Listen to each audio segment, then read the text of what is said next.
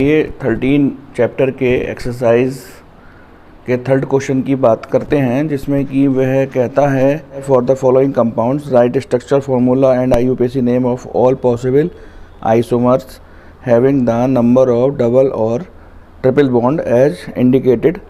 तो नीचे इसने दो कंपाउंड्स दे रखे हैं, C4H8 जिसमें कि 1 डबल बॉन्ड है और C5H8 जिसमें कि एक ट्रिपल बॉन्ड है। इन दोनों मॉलिक्यूलर फार्मूले से कितने स्ट्रक्चर फार्मूले बन सकते हैं और उनके क्या क्या IUPAC नाम हैं, ये हमसे पूछना चाहता है। तो फर्स्ट पार्ट में जिसका मॉलिक्यूलर फार्मूला C4H8 है और इसमें कि वह कहता है कि इसमें 1 डबल बॉन्ड उपस्थित है, इसके कौन कौन से स्ट्रक्चर फार्मूले बनेंगे और उनके क्या क्या IUPAC नाम होंगे, ये हमसे वह पूछना चाहता है। वैसे भी ये जो सामने आप मॉलिक्यूलर फार्मूला लिखा देख रहे हैं, ये एल्कीन CnH2n को फॉलो करता है, तो इसमें एक ही डबल बॉन्ड होगा। तो स्ट्रेट चेन के अंतर्गत इस प्रकार से 4 कार्बन कंटेनिंग एक स्ट्रक्चर फार्मूला बन जाएगा, जबकि इस डबल बॉन्ड को यदि हम आगे की ओर बढ़ा दें तो एक स्ट्रक्चर फार्मूला ये बन जाएगा। अगर इस स्ट्रक्चर फार्मूले के हम हाइड्रोजन कंप्लीट करें तो इस प्रकार से यहाँ पर ये स्ट्रक्चर फार्मूला प्राप्त होगा। इस स्ट्रक्चर फार्मूले से 2 ज्योमेट्रिकल आइसोमर बन सकते हैं, सिस जिसमें कि सेम ग्रुप सेम साइड होते हैं और एक ट्रांस जिसमें कि सेम ग्रुप डायगोनली अपोजिट होते हैं। तो ये जो हमने यहाँ पे स्ट्रक्चर फार्मूला बनाया है CH3CH डबल बॉन्ड CH3, इसके 2 ज्योमेट्रिकल आइसोमर होंगे। तो स्ट्रेट चेन के अंतर्गत C4H8 के ये 3 स्ट्रक्चर फार्मूले बनेंगे। अब एक ब्रांच वाले स्ट्रक्चर फार्मूले की बात करते हैं। एक ब्रांच वाला स्ट्रक्चर फार्मूला इस प्रकार से बनेगा। अगर हमें इसकी हाइड्रोजन कंप्लीट करें तो यहाँ पे 3 हाइड्रोजन, यहाँ पर 3 हाइड्रोजन और यहाँ पर 2 हाइड्रोजन लगा करके C4H8 का ये स्ट्रक्चर फार्मूला बन जाएगा। यदि हम यहाँ पर हाइड्रोजन कंप्लीट करें तो इस प्रकार से कार्बन की वैलेंसी को 4 रखते हुए हम C4H8 के ये वाला स्ट्रेट चेन स्ट्रक्चर फार्मूला बना सकते हैं। तो इसका नाम होगा ब्यूट 1इन, जबकि इसका नाम होगा ब्यूट इन 2 या 2 ब्यूटीन। इसका ये सिस फॉर्म है, इसको एक आगे सिस लगा देंगे और लिख देंगे ब्यूट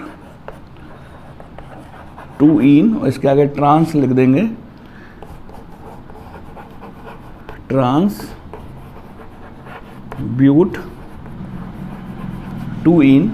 यहाँ पर ये जो हमने C4H8 का ये जो स्ट्रक्चर फार्मूला बनाया है, इसकी नंबरिंग हम इस प्रकार से कर देंगे। 2 पर मिथाइल लग रही है, 2 मिथाइल, 3 कार्बन की चेन है, एथ फर्स्ट और सेकंड के बीच में डबल बॉन्ड है, 1इन इसका नाम हो जाएगा। तो ये जो C4H8 मॉलिक्यूलर फार्मूला है, इसके 4 स्ट्रक्चर फार्मूले बनेंगे, जो कि आप सामने ग्रीन बोर्ड पर देख सकते हैं। ये सेकंड पार्ट की बात करते हैं, जिसमें कि उसने मॉलिक्यूलर फार्मूला C5H8 दे रखा है और कहता है कि इसमें एक ट्रिपल बॉन्ड उपस्थित है।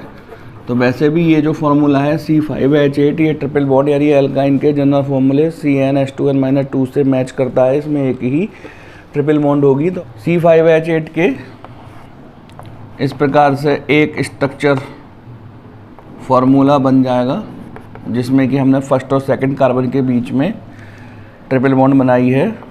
अब ट्रिपल बॉन्ड को आप आगे की ओर बढ़ा दीजिए, एक स्ट्रक्चर फार्मूला ये वाला बन जाएगा, जिसमें कि सेकंड और थर्ड कार्बन के बीच में ट्रिपल बॉन्ड है। यदि मैं इस प्रकार से एक स्ट्रक्चर बनाऊं और अब ट्रिपल बॉन्ड को आगे की ओर बनाता हूं, तो अब मैं नंबरिंग इसकी यहाँ पर इस प्रकार से करूँगा।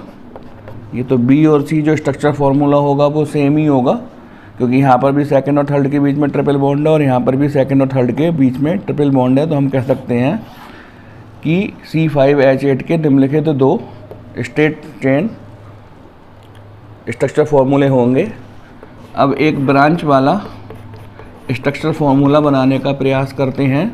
तो 4 कार्बन की हमने स्ट्रेट चेन ले ली। अब हम इस पर एक कार्बन लगाते हैं। तो आपको मालूम है यहाँ पर तो कोई कार्बन लगेगा नहीं, क्योंकि इसकी वैलेंसी कंप्लीट है, 4 है। यहाँ पर एक कार्बन लगा दीजिए।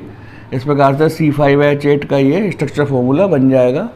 तो हम कह सकते हैं कि C5H8 के ABC ये 3 स्ट्रक्चर फार्मूले बनेंगे। इनके IUPAC नाम बनाने का प्रयास करते हैं।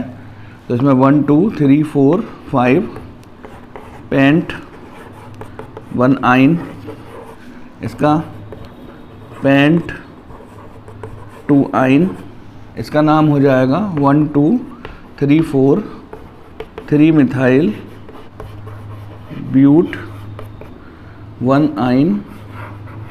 तो इस प्रकार से C5H8 के निम्नलिखित 3 स्ट्रक्चर फार्मूले बनेंगे।